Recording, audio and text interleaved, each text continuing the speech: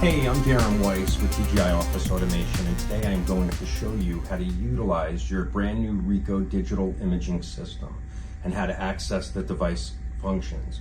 But before we do that, we need to access the interfaces by swiping our badges on the card reader.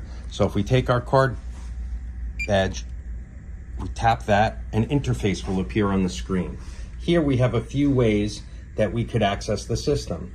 If I wanted to send a scan, which is already pre-programmed to my email address, I could select the scan button. In a couple of seconds, another screen will appear, and I could just select to my email. It already has my email address programmed in, and I can either just go right to start scanning, and it'll take the documents through the document feeder, or if I needed to make any scanning settings adjustments, I could press settings. And an adjustment I may make is maybe I don't need a black and white document, I want it in color. Or if I have multiple pages through the feeder, maybe I want a two-sided scan by selecting two-sided. But these are the most common scan functions you will encounter. The default is a PDF file format. After you're done scanning, you can press log out so the next user behind you can access the system with their card badge and their credentials. Now we're back to the main screen. I'm going to swipe again, and I want to show you copying functionality. We take our badge, we tap the card reader. Now I have the same screen again, but this time we're going to select device functions and then use device functions. Now the main screen will appear, and my focus is Copier Classic button in the top left corner.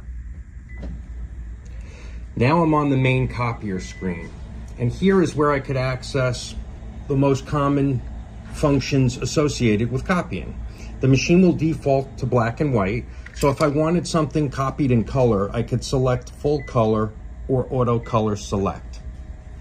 If I wanted something to be two-sided, over here is where your two-sided, or as it's referred to as duplexing, occurs. I could take a single-sided document and combine it to two sides. I could take a double-sided document and copy to another double-sided document. And then I can combine multiple originals with the other two icons. The images and icons themselves will show you on the left where you're starting from and on the right where your desired output would go. If I hit reset here, resets the functionality. So if I wanted to make 5 copies of any document that I put in the feeder, I would hit quantity 5 here.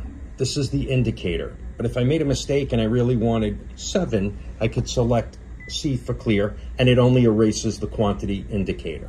So here is where you choose the number of copies or desired sets that you would like. Another popular copying function is finishing or stapling.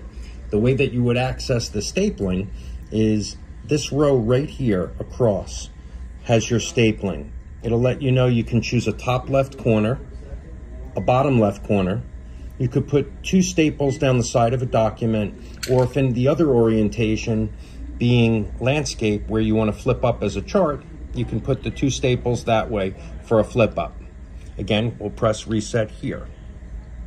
So traditional copying mode, leave it on auto paper select. It will default to black and white.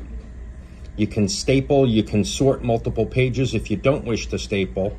And if you needed to reduce or enlarge, you can do it on auto reduce and enlarge, or you could go actually into the reduce and enlarge section and have presets over here that'll show you the ratios, the predetermined ratios from where you're starting out with your original and what you would like your desired output to be.